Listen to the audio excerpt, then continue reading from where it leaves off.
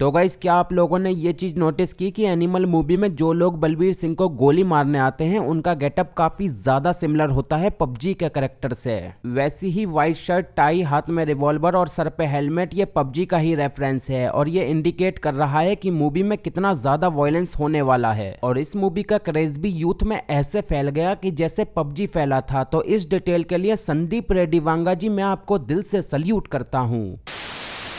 Hey guys, कैसे हो? मैंने एनिमल मूवी ओटीटी पर एक बार और देखी ध्यान से और मैंने कुछ ऐसी डिटेल नोटिस की हैं जो कि इस मूवी को देखने का नजरिया ही बदल देती हैं। तो ज्यादा समय ना बर्बाद करते हुए चलिए शुरू करते हैं। डिटेल नंबर 1, रणविजय ने अपने जीजू को मारने के बाद भी उस पर गोली क्यों चलाई? तो गाइस, इस सीन में काफी डीप डिटेल छुपी हुई है। तो वो डिटेल ये है कि जब रणविजय की बहन की कॉलेज में रैगिंग होती थी तो रणविजय उसके साथ गन लेकर चला जाता है जो रैगिंग करते थे उनको डराने के लिए। और ये बात जब बलबीर को पता चलती है तो बलबीर रणविजय को मारता है, लेकिन रणविजय उसके जवाब में ये कहता है कि अगली बार दीदी आपको किसी ने परेशान किया तो मैं डराऊंगा नहीं, सीधा गोली मार दूंगा। तो यही रीजन था कि रणविजय अपने जीजू को मारने के बाद उस पे गोली चलाता है, वो अपनी बहन की खातिर, क्योंकि उसका जो जीजू था वो उसकी बहन को सही से ट्रीट नहीं करता था। डिटेल नंबर 2, रणविजय को एक एनिमल का ही टाइटल क्यों दिया गया? तो देखो गाइस, वो इसलिए क्योंकि रणविजय की फाइटिंग स्किल्स में एनिमल की वाइल्डनेस दिखती है और वो जब भी वार करता है तो ज्यादातर गले पर ही करता है, जो कि एक वाइल्ड एनिमल की पहचान होती है। एंड यहाँ तक कि वो गीतांजलि का भी गला ही पकड़ता है जब उसे गुस्सा आता है और अबरार हक का भी गला ही काटा था।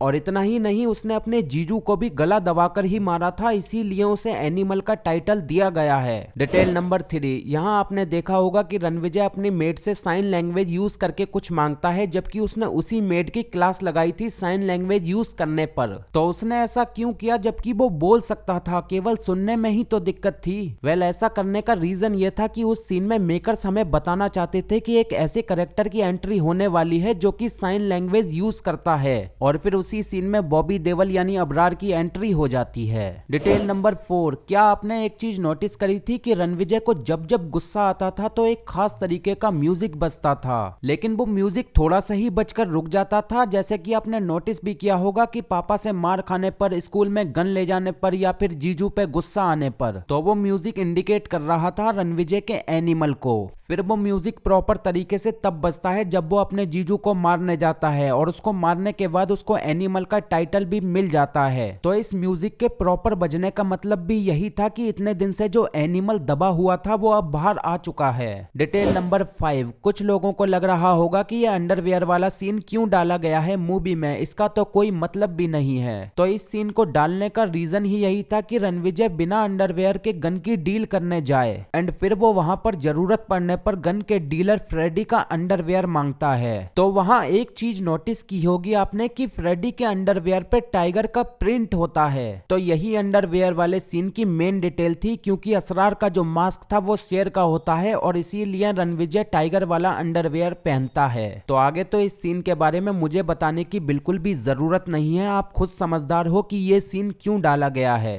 डिटेल नंबर 6, क्या आपको पता है कि रणविजय इस मूवी में स्पेसक्राफ्ट इंजीनियर था और उसके स्पेसक्राफ्ट इंजीनियर होने की हिंट हमें उसके स्कूल टाइम में ही दिखा दी गई थी। जब रणविजय स्कूल में था तो उसके कमरे में हम ये सब चीजें रखी हुई देख सकते हैं जो कि उसका पैशन था। और मूवी के एक सीन में हम उसे देखते भी हैं कि वो अपने प्राइवेट प्लेन को कंट्रोल कर लेता है जब वो चट्टान से टकराने वाला होता है। तो ऐसा वही इंसान कर सकता है जिसने इसके बारे में स्टडी की हो। डिटेल नंबर 7, रणविजय के जो कान थे वो डैमेज कैसे हुए? तो मूवी के हमें एक सीन में दिखाया गया है कि रणविजय के पास एक ग्रेनेड आके गिरता है जिससे उसके कान डैमेज हो जाते हैं। तो ये इन्फॉर्मेशन बिल्कुल गलत है। रणविजय के कान डैमेज हुए थे मशीन गन से और डैमेज होने का रीजन यही था कि उसने उस गन को चलाते वक्त हेडफोन नहीं पहने थे, जबकि उस गन को चलाते वक्त हेडफोन पहनना कंपलसरी था। डिटेल नंबर 8, इस वाले सीन में हम रणविजय को देखते हैं बिना कपड़ों के। तो बिना कपड़ों के दिखाने का रीजन यही था कि मेकर्स हमें दिखाना चाहते थे रणविजय के शरीर पे गोलियों के निशान जो कि असरार ने उसको मारी थी, और एक गोली का निशान हम उसके बॉडी पर यहाँ भी देख सकते हैं और इसी गोली की वजह से उसका ब्लडर डैमेज हुआ था। और ये वाला पंचर हम उसके सीने पर देख सकते हैं जो कि हार्ट की सर्जरी का है। और ऐसी ऐसी डिटेल के लिए सल्यूट है भाई साहब। डिटेल नंबर 9, तो देखो गाइस, बहुत लोगों का डाउट है कि ये बंदा रणविजय है कि अजीज। तो देखो गाइस, ये तो रणविजय ही है। हाँ, दोनों के कानों की बाली सेम है, लेकिन ये तो रणविजय ही है और इसको लेकर मैं पक्का श्योर हूँ, क्योंकि अजीज के जो तीत थे वो थोड़ी बाहर की तरफ थे और यहाँ हम देख सकते हैं कि इसके तीत बिल्कुल परफेक्ट हैं, तो ये तो रणविजय ही है। डिटेल नंबर 10, ये डिटेल थोड़ी छोटी है लेकिन काफी सही है। क्या आपने नोटिस किया है कि रणविजय जब अपने पिंड जाता है अपने कजन्स को लेने, तो उसकी सभी गाड़ी VIP होती हैं और उसके सभी नंबर सेम होते हैं। तो ये सब दिखाने का रीजन यही था कि मेकर्स किसी भी तरह से चूक नहीं करना चाहते हैं। ये सब देख के पता चल जाता है कि बंदा रिच फैमिली से बिलोंग करता है।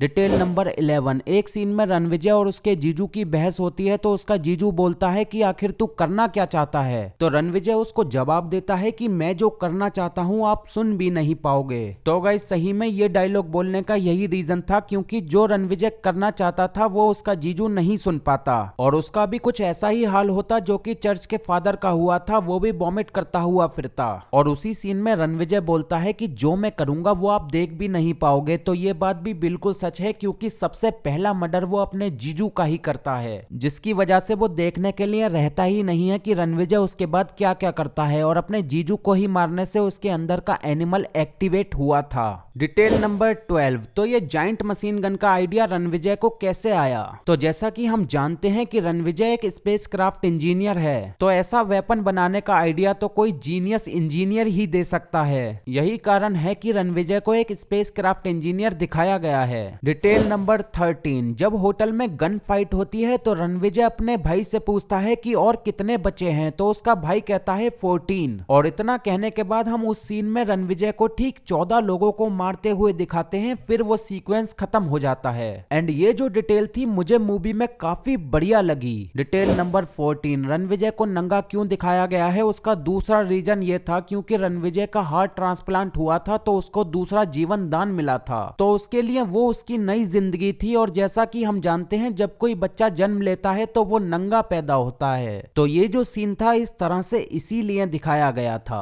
डिटेल नंबर 15, जब रणविजय अपनी कंपनी स्वास्तिक स्टील में स्टेटमेंट देता है तो वो 3 महीने का समय क्यों मांगता है? तो गाइज वो 3 महीने का समय अपने पिता के कातिलों को ढूंढने के लिए नहीं मांगता, बल्कि वो 3 महीने का समय जंग की तैयारी करने के लिए मांगता है। एंड इसी बीच में वो अपने कजन्स को लेने भी जाता है और इसी गैप में उन्होंने हथियार चलाना भी सीखे होंगे। एंड किसी भी फील्ड में मास्टर करने में कम से कम 3 महीने का समय लगता है 8 घंटे की नींद के बाद, तो यही रीजन है 3 महीने के गैप का, और ये काफी डीप डिटेल है अगर सोचा जाए तो। डिटेल नंबर 16, रणविजय ने अबरार का गला क्यों काटा, जबकि वो अबरार को सिंपल तरीके से मार सकता था, क्योंकि 2 घंटे की फाइट तो उनकी हो ही गई थी। तो गाइज ऐसा इसलिए किया क्योंकि रणविजय ने स्टेटमेंट दी थी कि जिसने भी पापा पर गोली चलाई है अपने हाथों से गला काटूंगा उसका। एंड रणविजय को एनिमल का टाइटल भी दिया गया है और एनिमल हमेशा गले पे वार करता है, तो ये रीजन भी था गला काटने का। Detail number 17, post credit scene में आने वाली मूवी का नाम एनिमल पार्क क्यों रखा गया? तो उसका रीजन ये था कि एनिमल मूवी में फाइट सिर्फ 2 लोगों के बीच थी, रणविजय और अबरार, इसीलिए रणविजय ने आबिद को भी नहीं मारा था, सिर्फ अबरार को मारा था। और असरार को भी रणविजय के कजन्स ने ही गोलियां मारी थी, रणविजय ने तो एक आखिरी गोली मारी थी, अगर वो ना भी मारता तो भी असरार मर ही जाता। मगर एनिमल के सेकंड पार्ट में हमें लड़ाई कजन्स के बीच दिखाई जाएगी, जो कि काफी सारे होने वाले हैं और काफी जंगली तरह से लड़ेंगे, इसीलिए मूवी का नाम एनिमल पार्क होगा। और यकीन रखो वांगा जी पे, वो कभी भी गलत नहीं सोचेंगे। तो गाइज अब वीडियो को करते हैं एंड। वैसे तो इस मूवी में काफी सारी डिटेल थी, लेकिन मैंने कुछ खास पे ही फोकस किया। इनमें से आपको कौन सी डिटेल पसंद आई है मुझे कमेंट बॉक्स में जरूर बता सकते हैं। और अगर ये वीडियो पसंद आई है तो हमारे चैनल को सपोर्ट दिखाएं। फिर मुलाकात होगी आपसे अगली वीडियो में, तब तक के लिए बाय।